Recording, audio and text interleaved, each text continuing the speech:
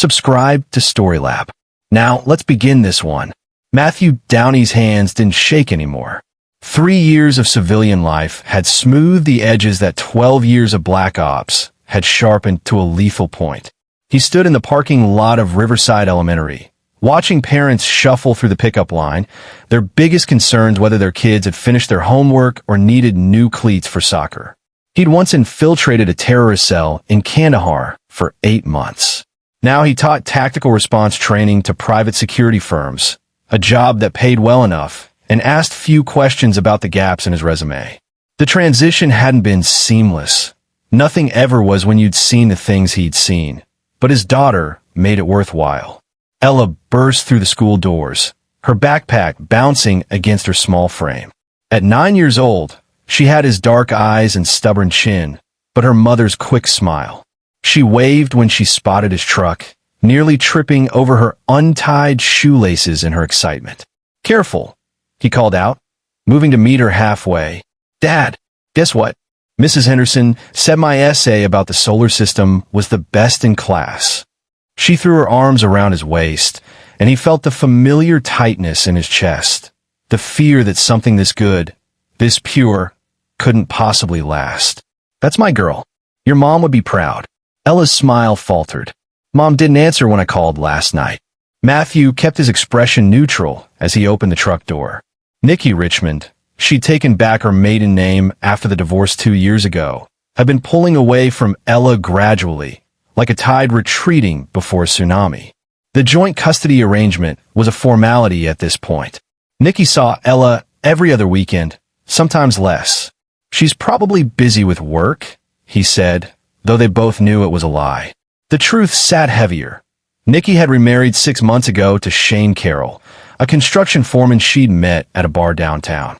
Matthew had done his due diligence, pulled records, checked backgrounds. Shane had 2 DUIs, a restraining order from an ex-girlfriend that was later dropped, and a temper that apparently only surfaced after a few drinks. He'd voiced his concerns during one of their terse exchanges at pickup. Nikki had laughed in his face. "You don't get to judge my life anymore, Matt. You were never around when we were married. Always off on some classified mission." "Well, Shane's here. He's present." Matthew hadn't pushed. The courts favored mothers, and his work history, what little of it could be disclosed, didn't paint him as the stable parent. So he documented everything, kept detailed logs, and waited. That Friday, Ella was scheduled for her weekend with Nikki. She'd packed her overnight bag without enthusiasm, stuffing in her favorite books and the stuffed rabbit she'd had since she was 3. "Do I have to go?" she asked quietly. Matthew crouched down to her level. "It's important to spend time with your mom. Shane doesn't like me." His jaw tightened. "Did he say something to you?" "No. He just looks at me weird, like I'm in the way." She picked at the zipper on her bag. "And Mom's different when he's around. She's mean." "Mean how?" Ella shrugged, a gesture too old for her years. "Just mean." He made a mental note to document this conversation, then helped her into the truck. The drive to Nikki's new house, a rental in a neighborhood that had seen better days, took 20 minutes. Shane's pickup was already in the driveway, along with several other vehicles Matthew didn't recognize. Nikki answered the door, and Matthew barely recognized her. She'd lost weight, her cheeks hollow, and there was a hardness around her eyes that hadn't been there before. "You're late," she said. "I'm 10 minutes early." She didn't respond, just grabbed Ella's bag and called over her shoulder. "Ella's here." Shane appeared behind her, all 6'3" of him filling the doorway. He had the build of someone who worked with his hands and the eyes of someone who enjoyed using them for violence. A beer dangled from his left hand despite it being barely 4 in the afternoon. "Downey," Shane said, the name thick with contempt. "Carol." Matthew kept his voice even. "Take care of my daughter. She ain't your daughter this weekend. She's ours." Shane's smile didn't reach his eyes. "We got some family visiting. Gonna teach her some respect about how things work in a real family." The threat was subtle but unmistakable. Matthew caught Ella's frightened glance and gave her what he hoped was a reassuring nod. "I'll pick you up Sunday at 6. He waited until they closed the door, then sat in his truck and made 3 phone calls. The first was to his lawyer, leaving a message about documenting the interaction. The second was to a buddy who still worked in intelligence, asking for updated information on Shane Carroll. The third was to Gerard Lucas, his former squad mate who now ran a private investigation firm.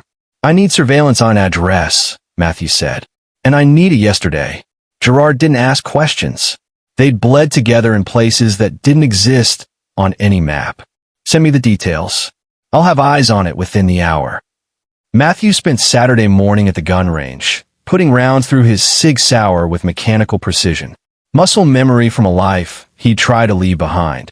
His phone buzzed with updates from Gerard. Surveillance was in place.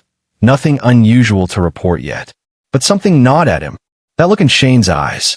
The way Nikki had avoided his gaze entirely. The mention of family visiting. He'd done some digging on Nikki's family after the divorce.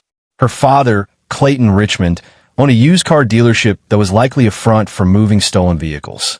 Two of her cousins had done time for armed robbery. The Richmonds were small-time criminals who thought they were big-time players, the kind of people who confused meanness with strength. His phone rang at 2:47 p.m. Unknown number. "Yeah, is this Matthew Downey?" A woman's voice strained. "Who's asking?" "This is May Estes. I live next door to your ex-wife. I think you should come here. Now." His blood went cold. "What happened?" "I heard screaming. A little girl screaming. And then it stopped." He was already moving to his truck. "Did you call 911? "I tried. Your ex-wife's father came out and said if I called the cops, he'd burn my house down. He's got all these men with him, just standing around like they own the street." Matthew's mind shifted into operational mode, the civilian veneer falling away. "I'm 15 minutes out. Stay inside. Lock your doors." He made it in 12 minutes, breaking every traffic law. The street was quiet when he arrived, deceptively peaceful. 3 pickups and a black SUV clustered around Nikki's house. Men stood in the yard, smoking cigarettes, their postures deliberately casual but alert. He recognized Clayton Richmond immediately. 60s, gray hair slicked back, wearing a leather jacket despite the heat. 4 younger men flanked him, all with the same hard features that marked them as family. Matthew parked at the curb and walked toward the house with measured steps. The men in the yard tracked his movement. "Downey," Clayton called out. "You ain't supposed to be here until tomorrow." "Where's my daughter?" "She's resting. Had a little accident."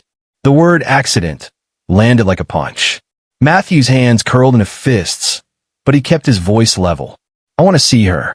Now." "That ain't how this works." Clayton stepped forward, and Matthew noticed the bulge under his jacket. "Nikki's got custody this weekend. You don't got rights here. If something happened to Ella."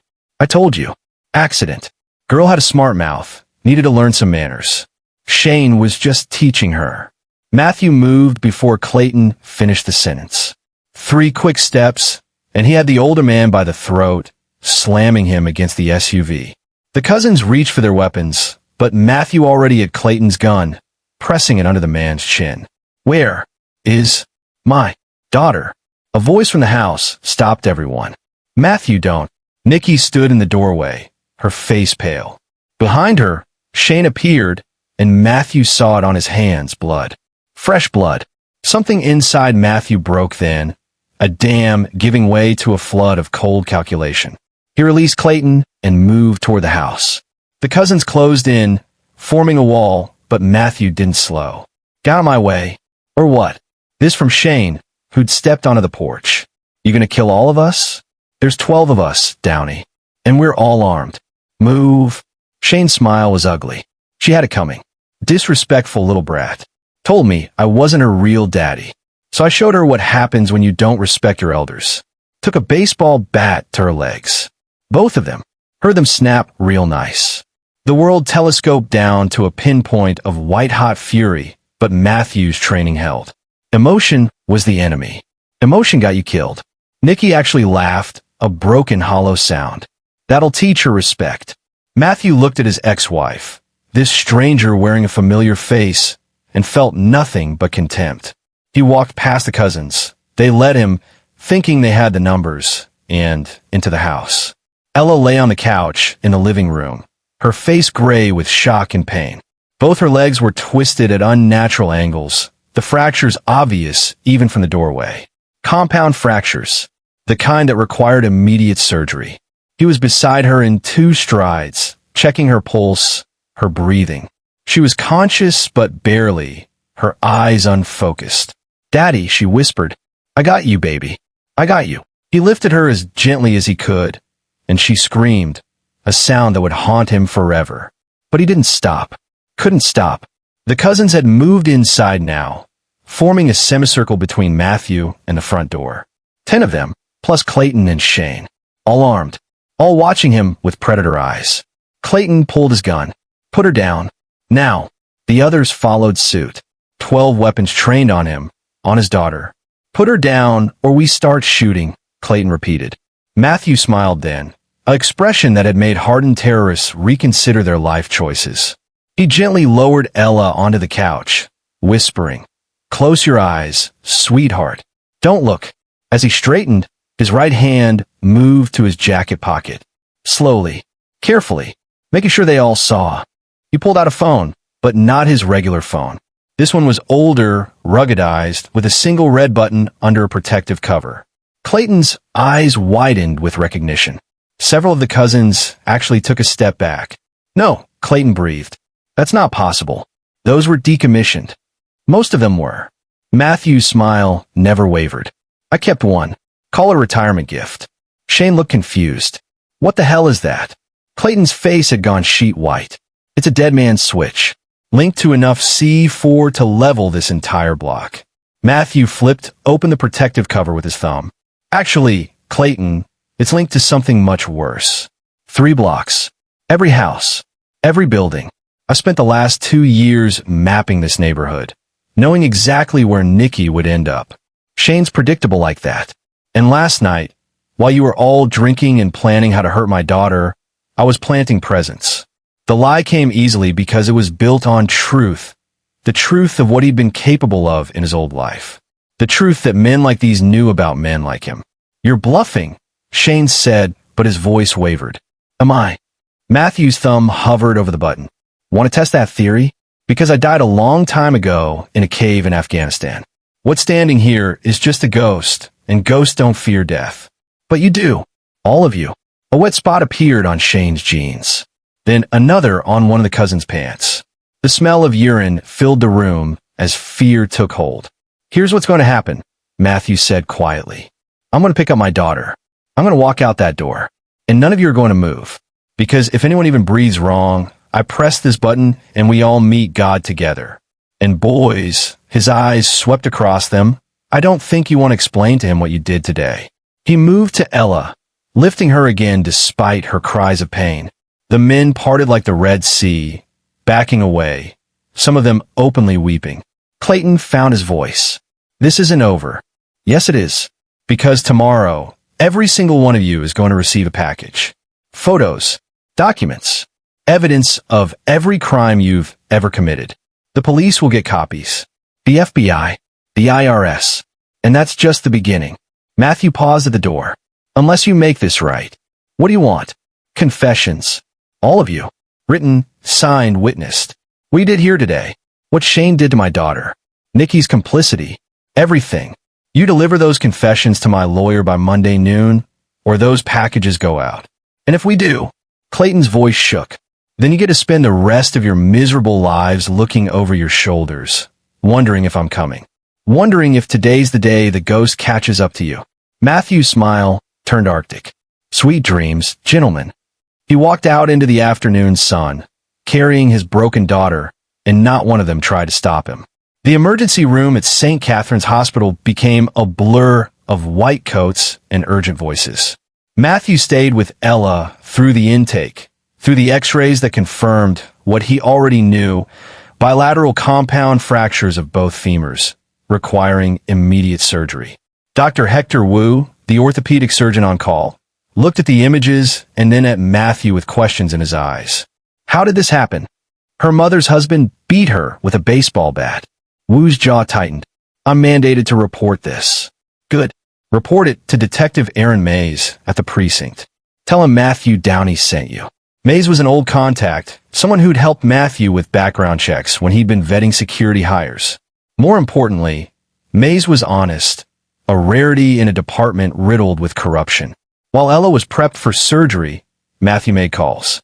First his lawyer, Willard Gibbs, who'd handled the divorce and had warned him repeatedly about Nikki's deteriorating judgment. They did what? Gibbs sounded incredulous. Both legs, compound fractures, multiple witnesses, including a neighbor who heard the screaming. Jesus Christ. I'll file for emergency custody tonight. With this, you'll have sole custody by Tuesday. That's not enough. What are you planning, Matthew? Nothing illegal. Yet, the second call went to Gerard Lucas, who'd been monitoring the surveillance. Tell me you got it all. Every second. Audio and video. Shane bragging about it. Nikki laughing. The whole Richmond family showing up to intimidate witnesses. It's damning. Gerard paused. What's the play? How fast can you make copies? I need them distributed to specific people. Give me the list. I'll have it done by morning. The third call was the most dangerous. A number he'd sworn never to use again, connected to people he'd tried to leave behind. It rang 4 times before a gravelly voice answered. Downey, thought you were dead. Not yet, Saul. Saul Watson had been his handler during the last 5 years of Black Ops. The man who'd pulled strings when strings needed pulling, who'd made problems disappear when disappearing was the only option. What do you need? Information and leverage. Matthew laid out the situation in clinical terms, stripping away the emotion. The Richmond family. I need everything, bank accounts, properties, criminal associations. Things that won't show up in normal databases. This personal, it's my daughter. Silence on the line, then you'll have it in 4 hours. And Matthew, be careful. Once you start down this road. I know. I've been down it before. Dr. Wu emerged from surgery at 11:47 p.m. She's stable. We inserted titanium rods in both femurs. The recovery will be long, months of physical therapy. But she'll walk again. Brain damage? Psychological trauma? Too early to tell on the psychological front. No brain damage, but she went into shock. Her body's been through massive trauma. We removed his surgical cap, and Matthew saw the anger there. I've seen combat injuries that looked better. Whoever did this will pay. Detective Mays is here. He wants to talk to you. Aaron Mays was in his 40s, with tired eyes and a reputation for closing cases others had written off. He met Matthew in a consultation room, a recorder already running. Tell me everything. Matthew did, leaving nothing out. The threats, the confrontation, the injuries. He mentioned the neighbor, May Estes, who could corroborate the screams. And this phone you had, Mays said, the one you threatened them with. Just a phone. An old sat phone from my military days. No explosives, no actual threat. Pure psychological warfare. So you bluffed. They believed it because they know what I used to do. And men like the Richmonds, they're cowards. They understand fear better than they understand courage. May studied him for a long moment. The law will handle this, Matthew. Don't do anything stupid. Define stupid. You know what I mean. You've got training, resources. The kind that could make people disappear. Don't become what you fought against. Matthew met his gaze steadily. I'm not going to kill anyone, Aaron. I'm just going to destroy them. That's what I'm afraid of. After Mays left, Matthew sat with Ella through the night. She drifted in and out of consciousness, whimpering from pain even through the morphine. Each sound was a nail in the coffin he was building for Shane Carroll and everyone who'd enabled this. At 3:17 a.m., his phone buzzed. A message from Saul Watson with an encrypted link. The file was comprehensive. Clayton Richmond's dealership was indeed laundering money for a drug operation run by the Mexican cartels. Shane Carroll had connections to a dogfighting ring that operated out of abandoned warehouses. Nikki's bank accounts showed regular deposits from Clayton, amounts that suggested she was on his payroll. But the real gold was in the offshore accounts. Clayton had been skimming from the cartel, hiding money in the Caymans. Nearly $2 million. Matthew smiled in the darkness. Cartels didn't forgive theft. Gerard arrived at dawn with a duffel bag. Copies of everything. Video evidence, witness statements I collected from May Estes and 2 other neighbors who saw the aftermath. It's airtight. Distribution? 1 set goes to Detective Mays. 1 to the DA's office. 1 to your lawyer. Gerard pulled out a USB drive. This one's special. Everything on the Richmond family. Their criminal enterprise, the cartel connections, the offshore accounts. That goes to someone else.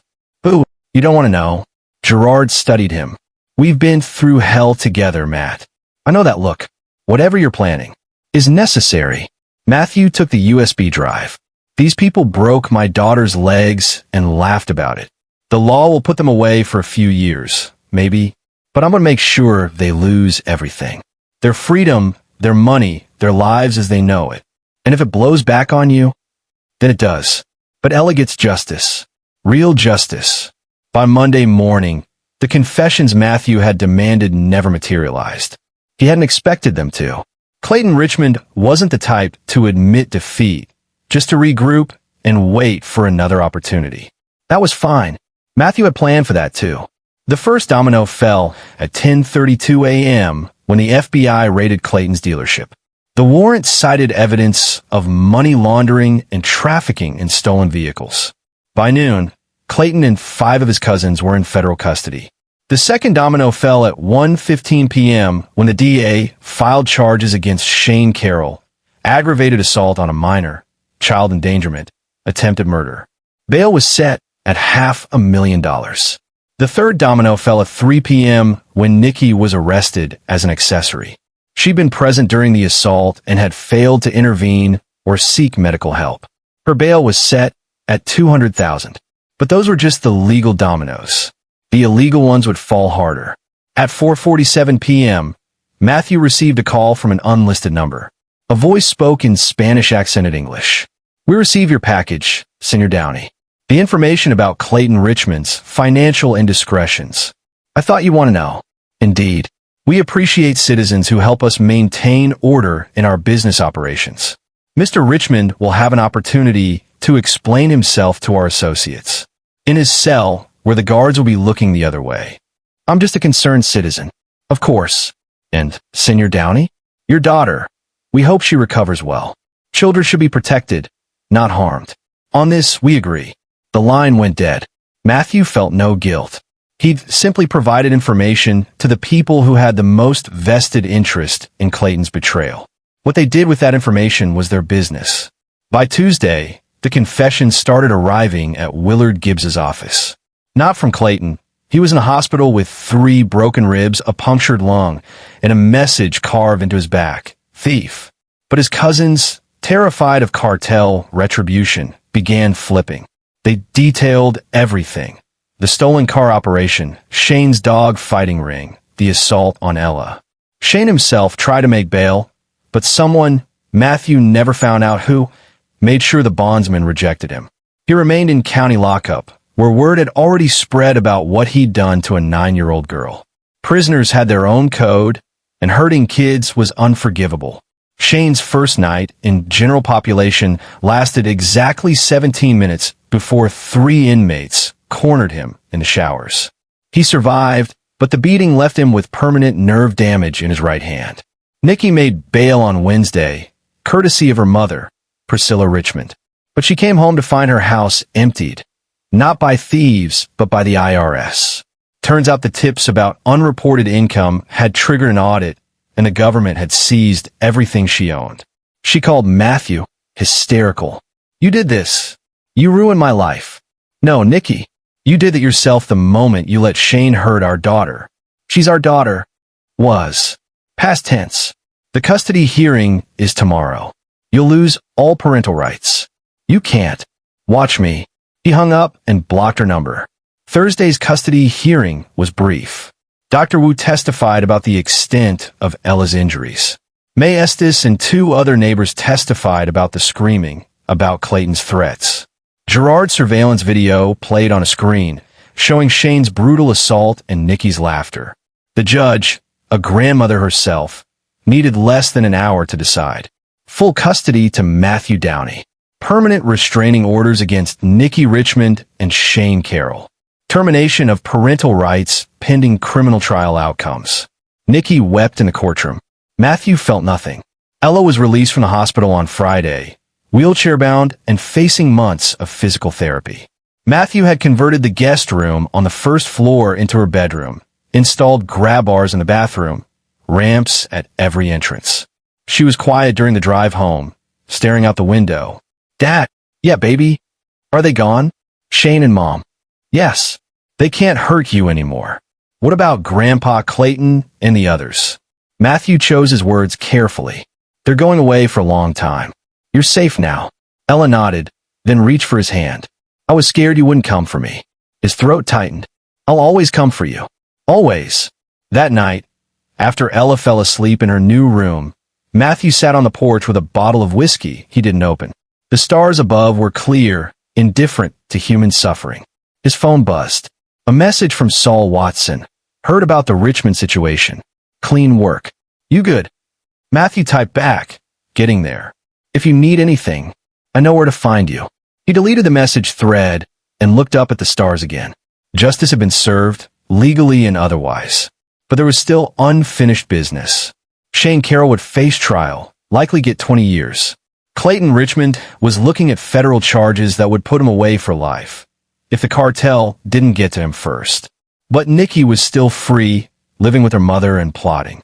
Matthew knew her well enough to know she wouldn't accept defeat. She'd find a way to strike back, to hurt him through the one thing he loved most. He was ready for her. 3 weeks after the custody hearing, Matthew received a visitor at his home. A woman in her late 50s, expensively dressed, with eyes that had seen too much. Viola Mathis, private investigator and, according to her card, specialist in family matters. Mr. Downey, I'll be direct.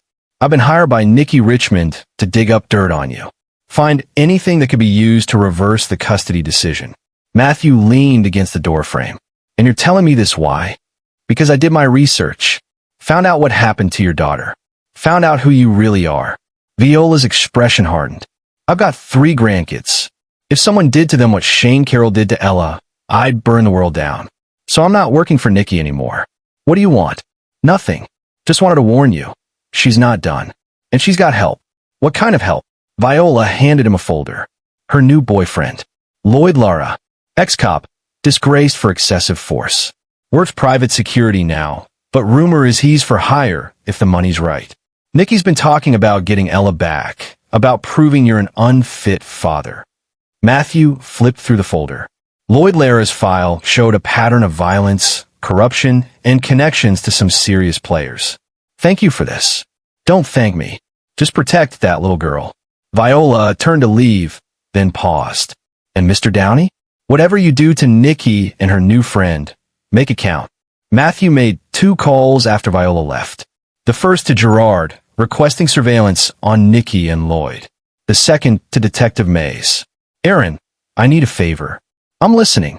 Lloyd Lara, ex-cop. I need to know everything about why he was really kicked off the force. The official story and the real one. Mays was quiet for a moment. Lara's dangerous, Matthew. He's got friends in dark places. So do I. That's what worries me. The real story arrived via encrypted email that night. Lloyd Lara hadn't just used excessive force. He'd been running a protection racket on the side, shaking down business owners in his patrol district. When one owner fought back, Lloyd put him in the hospital. The department gave him the choice: resign quietly or face charges. He'd resigned, but he'd kept his connections. The email included a list of associated known criminals, including 2 enforcers for a loan shark operation. Matthew studied the information, formulating a plan. If Nikki wanted a war, he'd give her one. But this time, he'd use her own weapons against her. The trap was set the following week.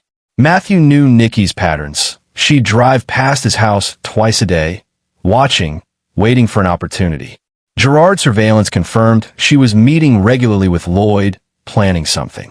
Matthew made it easy for them. He accidentally left his work schedule visible on his truck's dashboard during Ella's physical therapy session.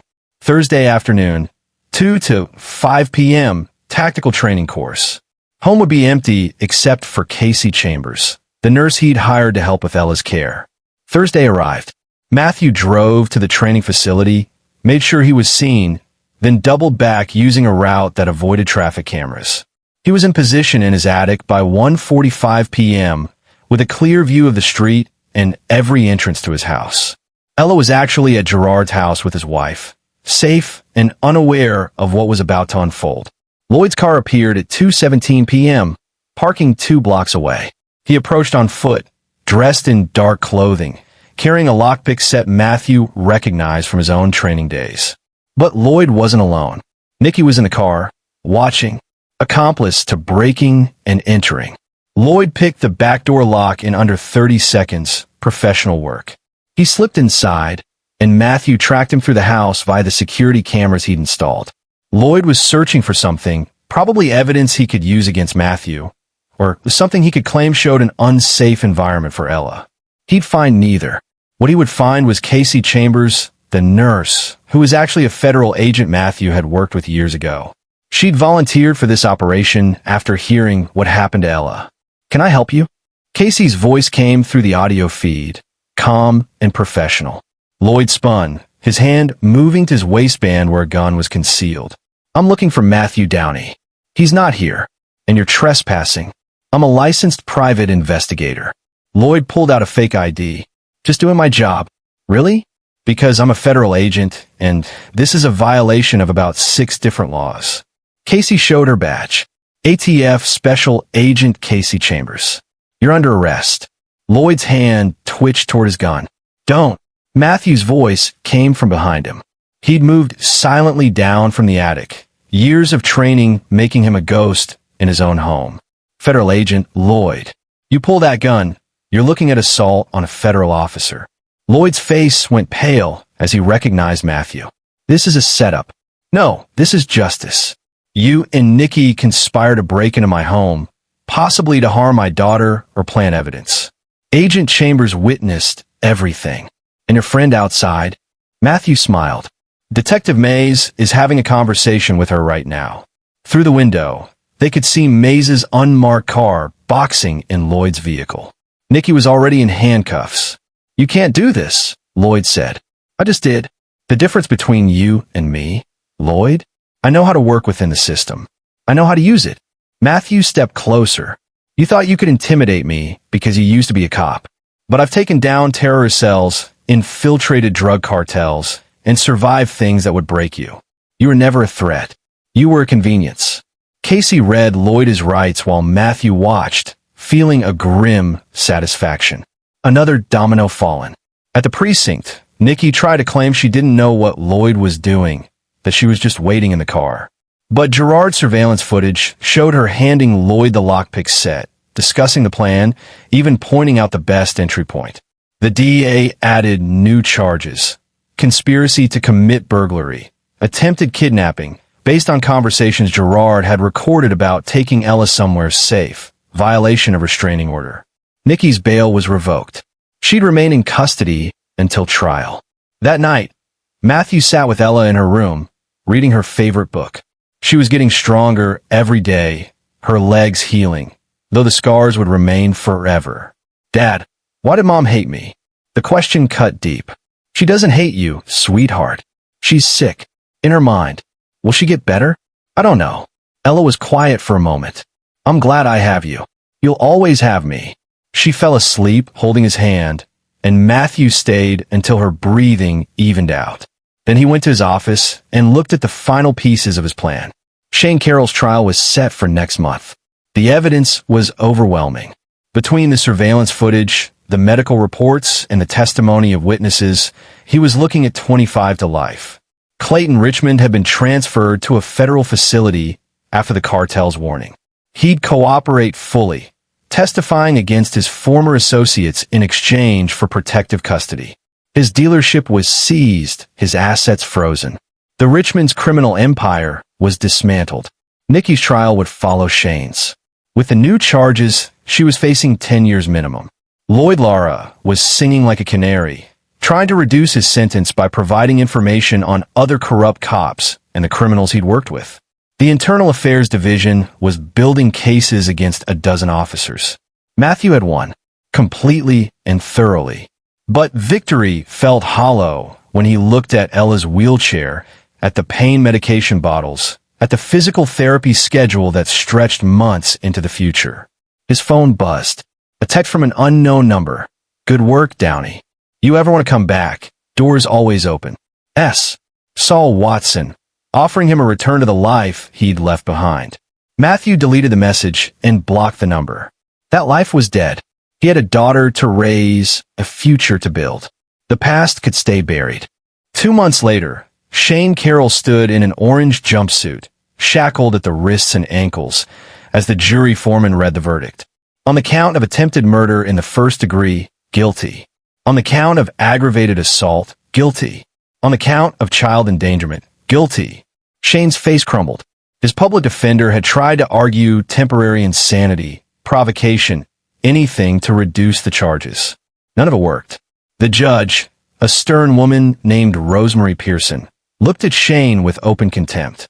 Mr. Carroll, in my 30 years on the bench, I have never seen such a heinous, cowardly act.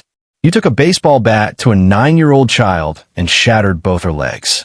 The medical testimony described injuries consistent with torture victims. Your Honor, You will not speak unless I ask you a question. Judge Pearson's voice could have frozen water. I've read the psychiatric evaluations. You're not insane. You're not mentally ill. You're simply evil. You enjoyed hurting that child. She consulted her notes. The prosecution has recommended 25 years. I'm sentencing you to 40 years in a maximum security facility with no possibility of parole for 30 years. By the time you're eligible for parole, Ella Downey will be nearly 40 years old. Perhaps then she'll have recovered for what you did to her body and her mind. Shane was led away, and Matthew allowed himself a small smile. 40 years. Shane would be 73 when he got out, if he survived that long. Nikki's trial came next. Her defense tried to paint her as a victim too, caught in an abusive relationship with Shane, afraid to intervene. The jury didn't buy it. The surveillance footage showed her laughing, encouraging Shane. Her own words, "That'll teach her respect," sealed her fate. Judge Pearson was equally harsh. Ms. Richmond, you were Ella's mother. You had a duty to protect her. Instead, you stood by and watched as your daughter was brutalized. Then you laughed about it. You conspired to break into Mr. Downey's home, to potentially kidnap your daughter again. I never meant. 15 years. No parole for 12. And your parental rights are permanently terminated. You will never see Ella again, not even when she's an adult. That choice is hers, and I suspect she'll want nothing to do with you. Nikki screamed as the guards took her away. Matthew watched without emotion. Clayton Richmond never made it to trial. 3 months into his federal detention, he was found dead in his cell. Official cause, suicide by hanging. But the word on the street was different. The cartel had reached him despite protective custody. The $2 million he'd stolen had been recovered from his offshore accounts, returned to its rightful owners. His cousins accepted plea deals, sentenced to various terms ranging from 5 to 15 years. The Richmond family's power was broken forever. Lloyd Lara received 8 years for burglary, conspiracy, and weapons charges. His information about corrupt cops led to 14 arrests and a department-wide investigation. He'd spend his sentence in protective custody, hated by criminals and cops alike. 6 months after the trials, Ella took her first steps without the wheelchair. Matthew stood in the physical therapy center, watching her struggle across the parallel bars, her face set with determination. "Come on, baby. You can do it." She gritted her teeth, pushing through the pain, and made it to the end. The therapist cheered. Ella collapsed into Matthew's arms, crying and laughing at the same time. "I did it, Dad. I walked." "You did. I'm so proud of you." Dr. Wu had been right. The recovery was long and painful. But Ella was strong. Stronger than anyone had given her credit for. That night, they celebrated with pizza and ice cream. Ella told him about school, about her friends who'd visited her during recovery, about the essay she was writing about overcoming adversity. "Can I ask you something?" she said quietly. "Anything. That phone you had. At Mom's house. The one that scared everyone." Matthew tensed. What about it? Was it real? The explosives and everything. He'd been dreading this question. "No, it was just a phone. But they believed it was real because of my past, because they knew what I was capable of. Fear is a powerful weapon, Ella. Sometimes more powerful than actual violence. Did you ever, actually hurt people? In your old job?" He met her eyes, seeing the intelligence there, the understanding beyond her years. Yes, but only people who were hurting others. Only when there was no other choice. Like with Mom and Shane. Not quite. With them, I used the law. I used their own actions against them. I didn't have to hurt them physically. I just had to make sure they faced consequences for what they did. Ella nodded slowly. Good. Because hurting them wouldn't have fixed my legs. No, it wouldn't. But it made sure they couldn't hurt anyone else. That was the goal. She was quiet for a moment, then hugged him fiercely. Thank you for saving me. Always, baby. Always. A year after the incident, Matthew stood in the courthouse again. Not for a trial, but for a different kind of proceeding. Ella sat beside him in her Sunday dress. Her legs fully healed, though she still walked with a slight limp. Judge Pearson smiled at them. Mr. Downey, Ella, thank you for coming. I wanted to personally present this to you.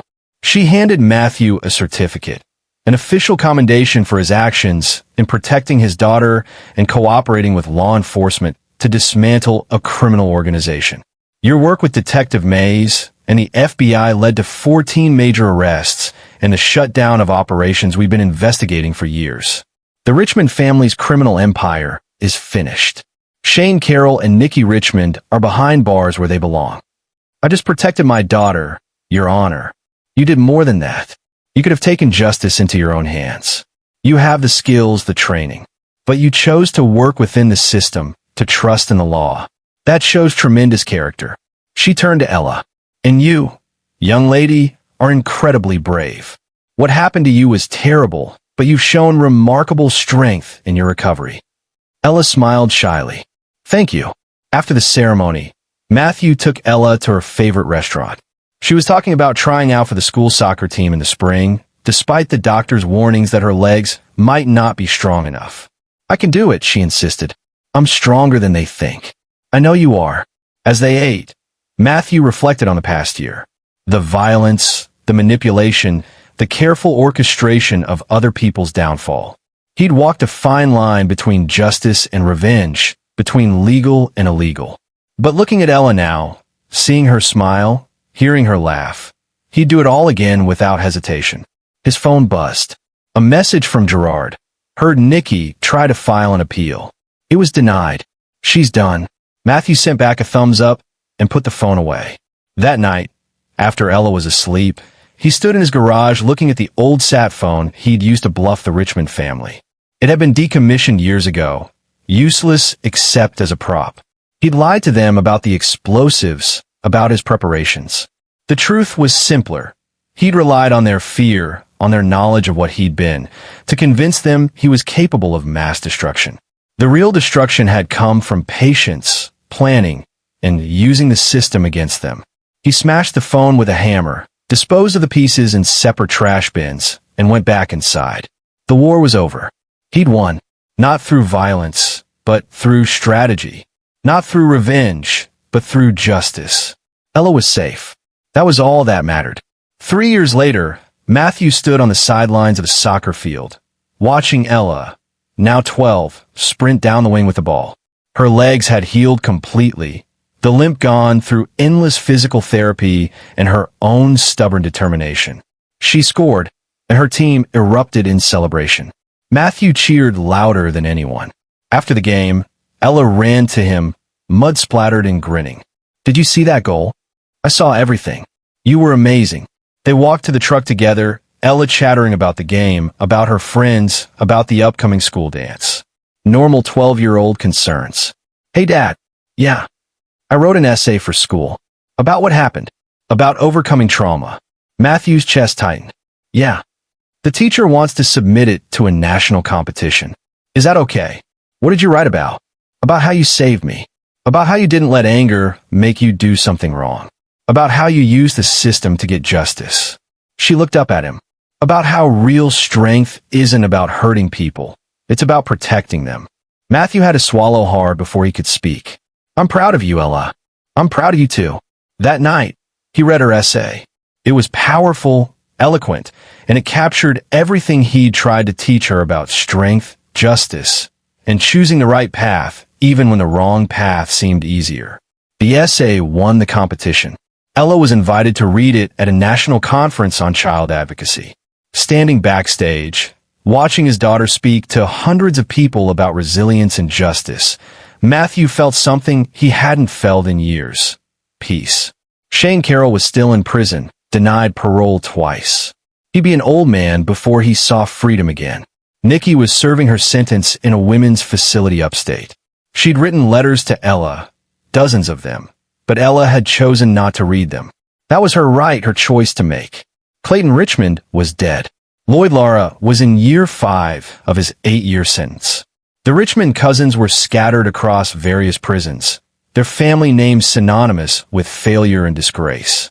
Matthew had dismantled them completely, and he'd done it without compromising his values, without becoming the monster they tried to make him. After Ella's speech, they went out for ice cream. She talked about college, about wanting to study law, about helping other kids who'd been hurt. "You're going to change the world," Matthew told her. "I learned from the best." Driving home, with Ella asleep in the passenger seat, Matthew thought about the man he'd been. The Black Ops operative, the ghost, the weapon. That man was gone, replaced by someone better. He'd proven that justice didn't require darkness. That protection didn't require brutality. That love was stronger than hate. The road ahead was clear, the past finally buried where it belonged. And for the first time in years, Matthew Downey wasn't looking over his shoulder. He was looking forward. This is where our story comes to an end. Share your thoughts in the comments section. Thanks for your precious time. If you enjoyed this story, then please make sure you subscribe to this channel. That would help me a lot.